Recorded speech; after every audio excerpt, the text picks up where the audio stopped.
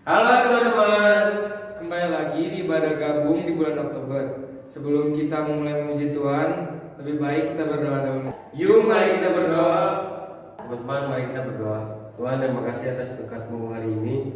Tuhan memberkati kami supaya kami sehat dan bisa mendengarkan firman maupun pujian dari Ibadah Gabung bulan Oktober ini. Tuhan berkati acara ini dari pertengahan, awal hingga akhir. Terima kasih Tuhan. Amin.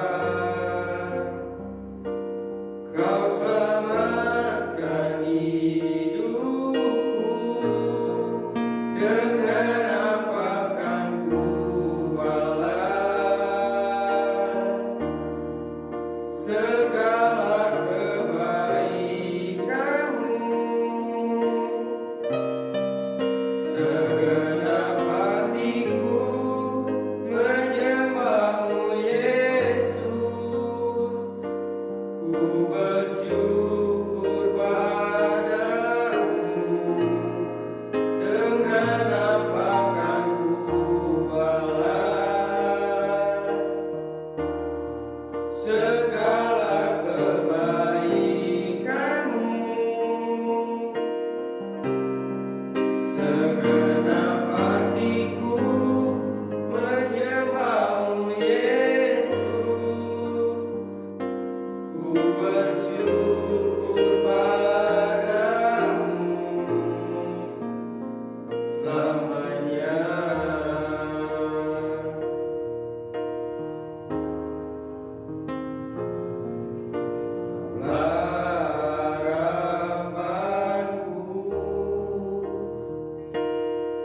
Hidupku dalammu, terima kasih Tuhan, Kau selamatkan hidupku. Dengan apa kan ku balas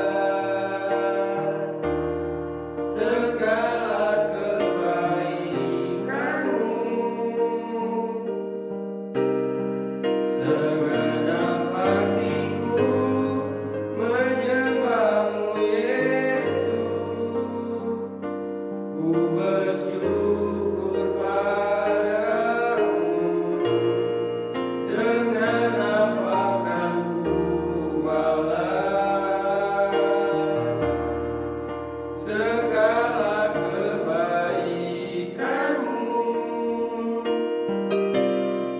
Segenap hatiku menyembahmu Yesus, ku bersyukur padamu selamanya. Sebelum kita mendengarkan firman Tuhan, kita berdoa dahulu. Teman-teman, mari kita berdoa. Tuhan, terima kasih atas berkat-Mu hari ini. Kami sudah memuji Engkau. Kiranya Tuhan memberkati seginting yang akan membawakan firman. Kiranya firman itu berguna untuk kehidupan kami sehari-hari dan kami bisa mengingatnya dengan baik. Terima kasih Tuhan. Amin. Salam saudara-saudara. Saatnya kita akan mendengarkan firman Tuhan. Untuk itu mari terlebih dahulu kita berdoa. Bapa kami yang di surga, kami mengucap syukur kepada-Mu Tuhan. Engkaulah kami yang baik, Allah yang perkasa. Terima kasih kalau pada pagi hari ini Engkau dapat mempertemukan kami di tempat ini sebulan sekali. Terima kasih atas segala sesuatu yang sudah kami lakukan dalam 1 bulan ini Tuhan.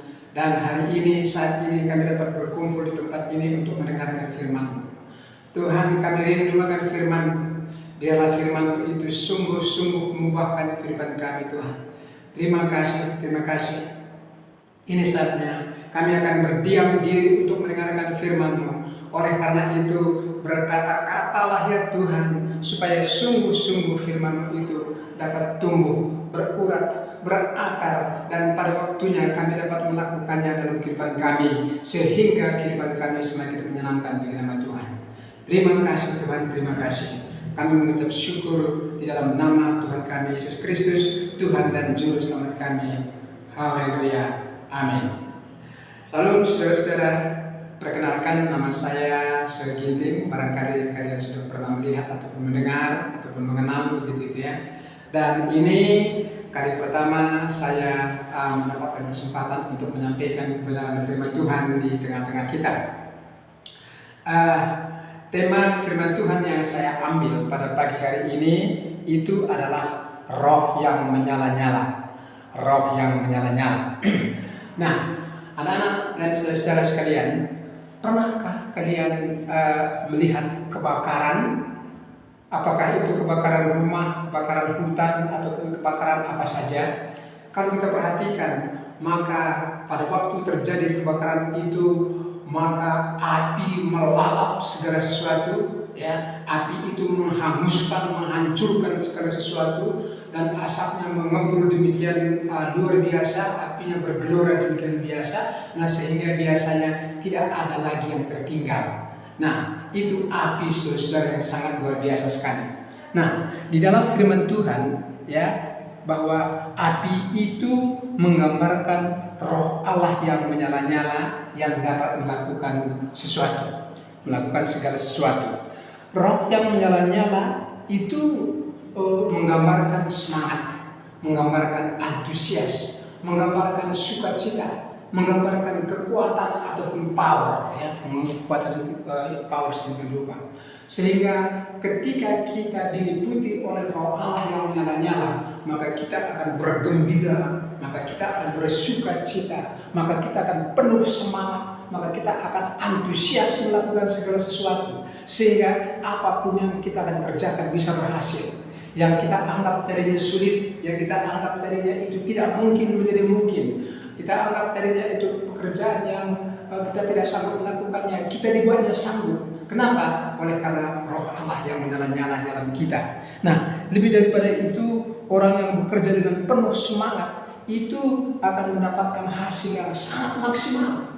Bahkan kadang-kadang kita mendapatkan hasil yang tidak kita duga. Itulah kenapa, karena Roh Allah yang menyala-nyala yang ada dalam kita. Dan saudara-saudara sekalian, dan juga kepada orang yang rohnya menyala-nyala, Tuhan sangat suka, Tuhan sangat senang, Tuhan menginginkan supaya roh kita menyala-nyala. Karena dengan roh yang menyala-nyala, kita akan berhasil dalam segala kehidupan kita. Terutama Tuhan menginginkan ketika kita melayani Tuhan, maka kita harus melayani Tuhan dengan roh yang menyala-nyala. Nah, sehingga dengan demikian pelayanan kita itu akan berhasil, ya. Kita melakukan pelayanan itu karena dengan roh yang menyala-nyala, maka kita akan sukacita, kita akan bergembira, bahkan kita dianugerahi oleh Roh Kudus roh ataupun ilham, sehingga kadang-kadang apa yang kita tidak persiapkan pun, apa yang tidak kita lakukan sebelumnya, itu dapat kita lakukan, dan firman itu akan menembus pada hati mereka sehingga mereka menjadi bertobat. Nah, itulah kalau kita dipenuhi dengan roh yang menyala-nyala seperti itu. Nah, pagi hari ini saudara-saudara, saya ingin kita belajar tentang roh yang menyala-nyala ini. Nah, kalau kita lihat firman Tuhan di dalam Roma pasal yang ke-12 ayat 11, coba kita lihat Alkitab kita sama-sama. Roma pasal 11 dan pasal 12 ayat yang ke-11. Sekali lagi, Roma pasal yang ke-12 ayat ke-11 itu mengatakan, janganlah hendaknya kerajinanmu kendor, biarlah rohmu menyala-nyala dan layanilah Tuhan. Ya, sekali lagi, jangan kerajinanmu kendor, biarlah rohmu menyala-nyala dan layanilah Tuhan. Jadi Tuhan menginginkan agar di dalam pelayanan itu kita melakukannya dengan roh yang menyala-nyala, dengan penuh semangat. Nah, pekerjaannya dilakukan dengan roh yang menyala-nyala, dengan penuh semangat, gairah dan antusias. Itu tidak akan terasa berat. Itu tidak akan terasa berat. Kita akan dapat melakukannya. Bahkan kita bisa mendapatkan hasil yang di luar daripada pikiran kita seperti itu. Itu yang Tuhan kehendaki. Nah, namun kalau kita melakukannya dengan hati yang suam-suam, hati yang melempem, hati yang malas, itu akan menjadi suatu keterpaksaan. Ya, kalau kita melayani dengan seperti begitu, itu akan menjadi suatu keterpaksaan dan memuakkan. Ya, tentu saja tidak ada roh di situ dan tidak akan terjadi terobosan apa-apa. Nah, itu sebabnya kita harus senantiasa meminta Roh Kudus itu, ya, memberikan kita api Roh Kudus yang sedemikian rupa sehingga kita menjadi menyala-nyala. Ketika kita menyala, maka segala sesuatu dapat kita lakukan dalam nama Tuhan. Nah, coba perhatikan, apakah kalian pernah perhatikan bagaimana kereta api, ya, yang di dalam lokomotifnya itu ada api yang begitu besar sehingga lokomotif itu dapat menarik berpuluh-puluh gerbong, dengan beban yang sangat berat sekali. Nah, kenapa? Ada apinya, ada power yang sangat luar biasa terjadi di dalam lokomotif itu sehingga dia dapat menarik barang itu. Demikian dengan kita, saudara-saudara. Nah, ketika kita mendapatkan api Roh Kudus, roh kita menyala-nyala, kita penuh gairah dan penuh semangat. Nah, sehingga kita mampu melakukan segala sesuatu dalam kehidupan kita. Terlebih-lebih ketika kita melayani Tuhan, kalau kita lakukan seperti itu. Itu yang Tuhan inginkan. Di sanalah Roh Kudus bekerja sehingga pelayanan yang dilandasi dengan roh yang berapi-api ini akan membawa banyak orang datang kepada Tuhan.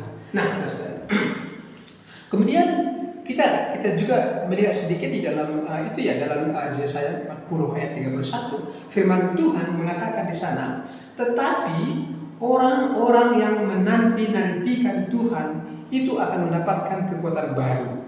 Mereka seumpama raja wali yang naik terbang dengan kekuatan sayapnya. Mereka berlari dan tidak menjadi lesu, dan mereka berjalan dan tidak menjadi lelah. Nah, kalian pernah perhatikan raja wali?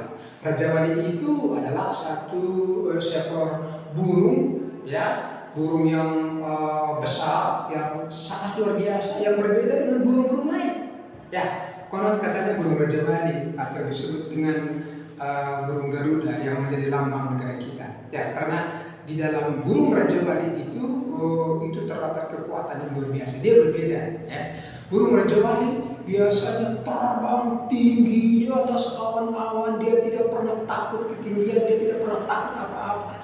Dan ketika badai datang pun dia tidak pernah takut. Tahukah kalian? Ketika badai yang begitu besar datang, biasanya burung raja wali itu begitu tenang. Dia hanya mengembangkan kedua sayapnya, kemudian angin bertiup. Angin itu yang akan meniup dia kemana saja dia mau terbang, dan tidak akan pernah takut akan kejatuhan. Dan burung raja wali juga burung pemangsa, burung yang melebihi dari segala burung-burung. Semua burung takut kepada burung raja wali, ya, saking dia begitu luar biasa. Nah, ketika kalau burung raja wali dari ratusan meter di atas sana, dia dapat melihat mangsanya di bawah. Ketika dia bisa melihat mangsa di bawah, maka burung raja wali akan secepat kilat menukik ke bawah dan langsung mengambil mangsanya, kemudian ditangkap, dicengkram, dan dimakan. Begitu hebatnya burung raja wali. Nah, begitu juga burung raja wali ketika dia mengajar anak-anaknya, dia tidak memanja-manjakan anaknya. Ya, biasanya burung raja wali ketika anak-anaknya masih kecil ada di sangkar, ya, kemudian makin besar, dan ketika sudah saatnya anaknya itu menjadi dewasa, maka belum begitu dewasa begitu, ya, masih kecil begitu itu, maka biasanya induknya itu merusakkan sarangnya itu. Supaya apa? Supaya anaknya itu tidak bisa berenak-enakan di situ, supaya pergi, dan anaknya itu akan tercecer, akan berjatuhan kemana-mana, dan dia tidak mau pedulikan. Dia menginginkan supaya anaknya itu mandiri, dia ingin anaknya itu supaya cerdas, tangkas, berburu untuk mencari mangsa. Nah, dan biasanya burung raja wali itu melatih anak-anaknya itu dibawa ke langit yang tinggi seperti begitu, kemudian dia akan menjatuhkan anaknya itu ke bawah. Dan anaknya itu dengan tertatih-tatih, dengan ketakutan luar biasa begitu itu. Dan ketika hampir sampai di tanah, akan menyentuh tanah, maka induknya itu akan datang dengan secepat, tidak menangkap dan menggenggamnya, dan anaknya itu akan selamat. Nah, ini digambarkan sebagai perlindungan daripada Tuhan kita Yesus Kristus, bahwa Tuhan tidak akan pernah membiarkan kita tergeletak, ya kan? Tuhan tidak pernah membiarkan kita tergeletak. Apapun persoalan-persoalan yang kita hadapi dalam kehidupan kita, Tuhan melihat dan Tuhan akan menolong kita dalam setiap persoalan kita. Itulah Tuhan. Nah, Tuhan menginginkan kita seperti raja wali, punya roh yang kuat, punya roh yang menyala-nyala seperti itu, ya. Nah, itu dia. Saudara-saudara sekalian dan anak-anak semuanya, di dalam pembahasan firman Tuhan ini, saya ingin menyampaikan kepada kita ada 4 tokoh, ya, ada katakan 4 cerita di dalam Alkitab yang menggambar orang yang rohnya menyala-nyala, yang akhirnya dia mendapatkan mujizat di dalam kehidupannya. Kenapa? Oleh karena rohnya menyala-nyala. Nah, pertama itu adalah Zakheus. Maksud saya begini, saudara-saudara, mungkin dalam kehidupan ini sering sekali kita beranggapan bahwa saya sudah lama menjadi orang Kristen, tapi saya tidak mendapat apa-apa. Saya begini-begini saja. Sekalipun Tuhan datang hari ini, Tuhan datang bukan untuk saya. Oleh karena itu, kapanlah Tuhan menolong saya? Kehidupan saya begini-begini saja. Kita menjadi pesimis kadang-kadang seperti begitu itu. Kenapa kita menjadi pesimis? seolah-olah Tuhan tidak ada, seolah-olah Tuhan tidak menolong kita, begitu itu. Nah, sebetulnya apa yang diingini oleh Tuhan bagi kita, ya, sehingga Dia mau untuk datang menolong kita. Nah, jadi Tuhan menginginkan seperti yang saya katakan tadi, Dia menginginkan kita memiliki roh yang sungguh-sungguh, roh yang menyala-nyala, roh yang antusias, roh yang sungguh-sungguh, roh yang taat untuk datang kepada Dia. Nah, ketika kita mempunyai roh yang sangat merindukan Tuhan, sangat menyala-nyala, maka Dia akan datang menemui kita. Dia akan menolong kita. Dia akan menjawab doa kita. Dia akan melakukan segala perkara-perkara yang luar biasa terhadap hidup kita. Itu yang diingini Tuhan. Nah, tapi seringkali kita tidak melakukan seperti itu. Nah, itu sebabnya pada pagi hari ini saya ingin menceritakan empat. Yang pertama itu adalah tentang Sakeus, ya. Tentang Sakeus. Kita sudah tahu tentang cerita Sakeus di dalam Lukas pasal 19 ayat 1 sampai 10. Intinya di sana saya melihat ya, bahwa Sakeus itu adalah seorang pemungut cukai, ya. Dia itu orang yang sangat dibenci oleh semua orang karena dia itu pemungut cukai, pemungut pajak dengan bunga yang tinggi. Dia memeras orang, dia membuat orang menjadi menderita, menjadi miskin begitu. Kalau orang tidak bayar cukai atau pajak, dia memasukkan dalam penjara, memeras dan lain sebagainya. Itu pekerjaan Sakeus pada mulanya. Nah, tetapi dikatakan dalam firman Tuhan ini, ketika Yesus dan murid-muridnya pada waktu itu berjalan melalui kota Yeriko, orang berbondong-bondong sedemikian banyak begitu itu, lalu Sakeus melihat Yesus. Lalu ada kerinduan yang sungguh-sungguh luar biasa dalam hati Sakeus untuk ingin berjumpa dengan Yesus. Nah, lalu dia lari ke sana, ada orang, dia lari ke sini, ada orang. Karena badannya pendek, dia tidak melihat, dia terhalang pandangannya oleh orang-orang lain begitu. Sehingga dia tidak bisa melihat Yesus itu. Tapi dia tidak tinggal diam seperti itu. Dia akhirnya lari ke depan ke sana itu, dan di depan sana ada sebuah pohon, ya, ada sebuah pohon ara. Kemudian dia naik ke atas pohon itu, lalu dari atas pohon ara itu dia bisa melihat ke bawah. Oh, itu Yesus. Itulah kerinduan dia, itulah kesenangan dia, seperti begitu itu, ya. Nah, sehingga ketika Yesus sampai di bawah pohon itu, lalu dia melihat ke atas, lalu tiba-tiba dia berkata, "Hai Sakeus, turunlah. Hari ini juga aku akan menumpang di rumahmu." Sakeus menjadi heran. Kok Tuhan Yesus tahu nama saya? Akhirnya dia langsung turun lalu dia persiapkan rumahnya, dia siapkan jamuan, dia siapkan segala sesuatu yang terbaik, lalu dia menerima Yesus tinggal di dalam rumahnya. Nah, itu yang terjadi.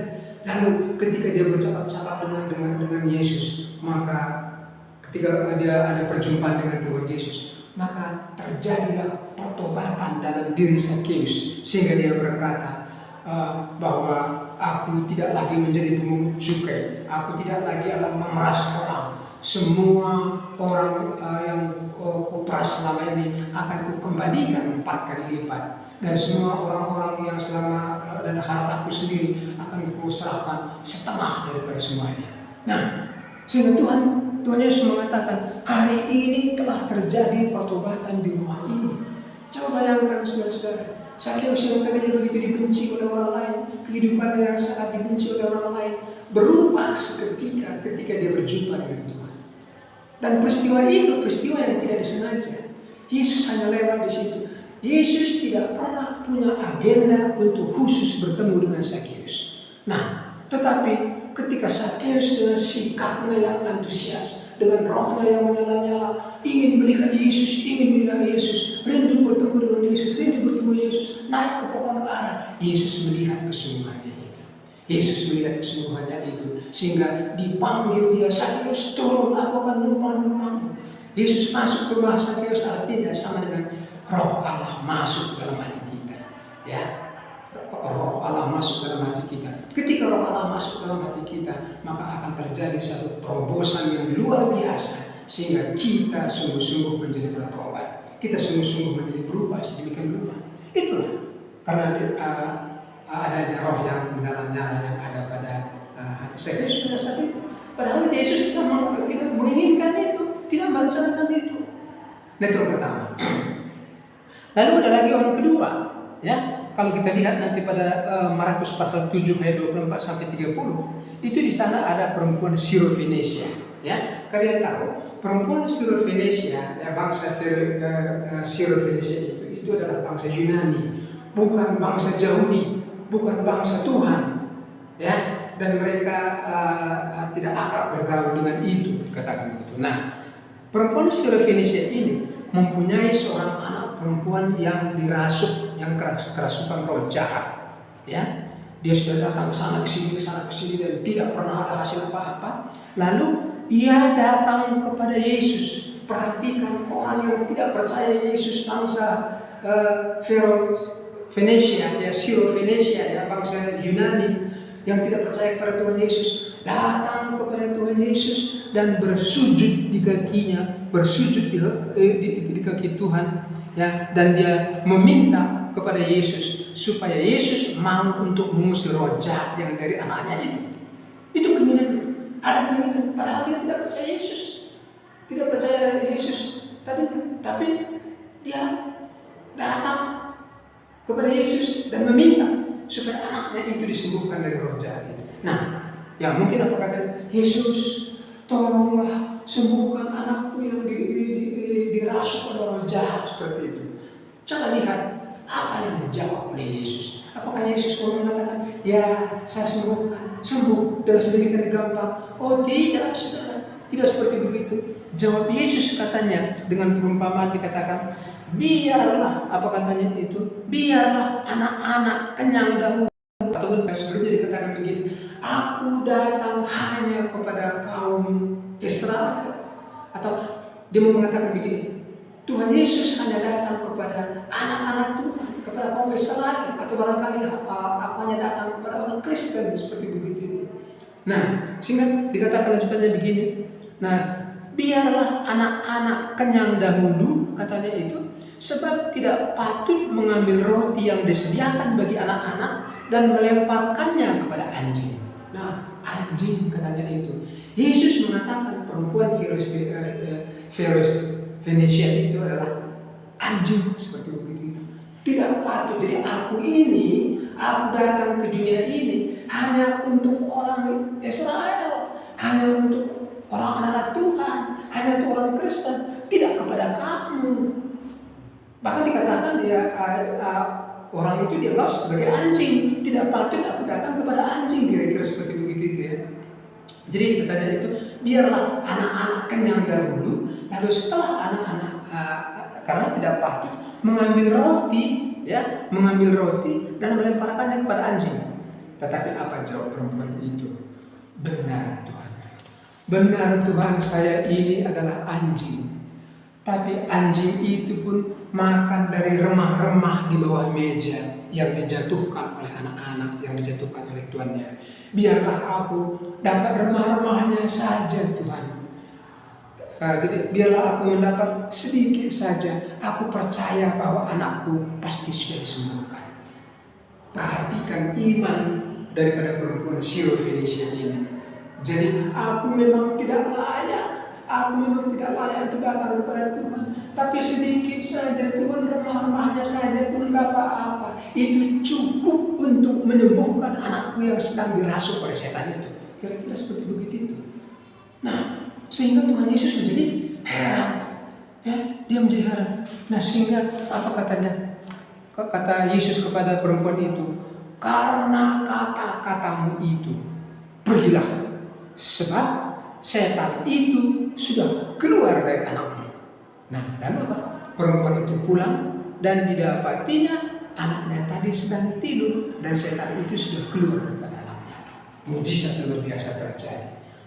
Perhatikan, oleh karena kerinduan, oleh karena kesungguhan, sekalipun dihina, dicaci oleh Tuhan Yesus sendiri, mengatakan dia adalah anjing, tidak apa-apa. Tapi aku rindu berjumpa dengan Engkau karena aku tahu Engkau juru selamat, Engkau maha kuasa, Engkau dapat melakukan segala sesuatu. Nah begitu saudara. Jadi seharusnya memang kita di dalam ibadah kita harus memiliki roh yang seperti ini. Roh yang menyala-nyala. Roh yang sangat rindu sekali untuk berjumpa dengan Tuhan dalam hadiratnya. Maka pasti kita akan dapatkan. Nah, ada banyak hal seperti itu yang kita lihat dalam kita. Nah, kita lihat lagi beberapa lagi dari Markus pasal 10 ya. Markus pasal 10 ayat 46 sampai 52. Di situ ada juga cerita tentang Yesus yang menyembuhkan Bartimeus. Kalian tahu siapa itu Bartimeus? Bartimeus adalah pengemis buta. Sudah pengemis buta lagi.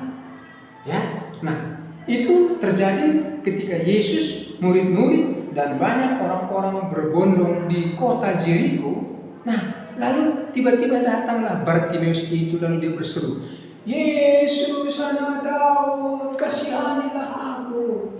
Yesus anak Daud, kasihanilah aku." Saking dia rindunya datang kepada Tuhan itu. Bahkan orang-orang banyak di situ itu melarang dia, "Hei, jangan kamu panggil-panggil Yesus. Jangan kamu teriak-teriak di situ itu, pergi."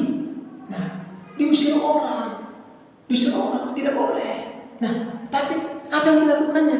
Semakin dia dilarang, semakin keras dia berteriak sampai dia katakan, "Yesus anak Daud, kasihanilah aku. Yesus anak Daud, kasihanilah aku." Sehingga apa yang terjadi? Lalu Yesus bilang kepada murid-muridnya, "Siapa itu? Panggil."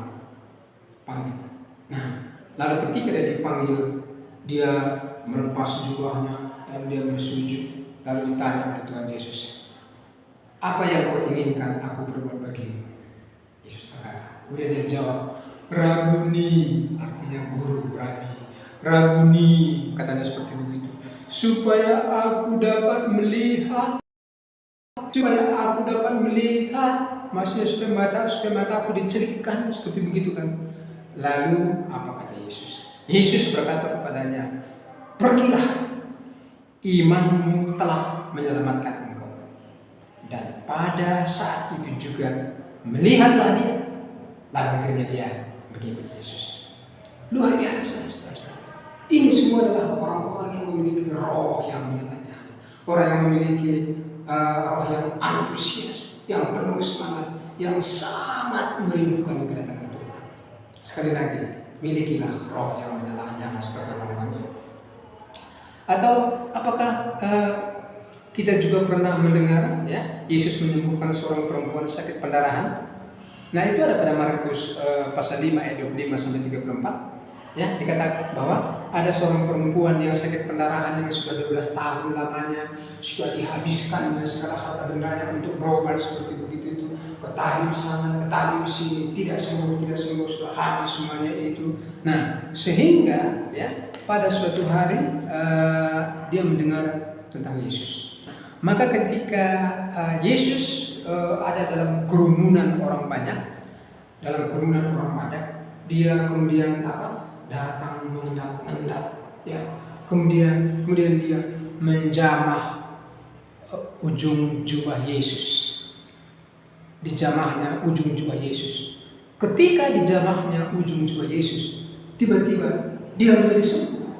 Pendarahannya menjadi berhenti, penyakitnya menjadi hilang, seperti begitu. Nah, sehingga Yesus merasa pada saat itu ada tenaga yang keluar dari dirinya. Kemudian dia berkata, "Hei, siapa yang menjamah jubahku?" "Ada tenaga yang keluar dari diriku," katanya kepada murid-muridnya. Lalu murid-muridnya berkata,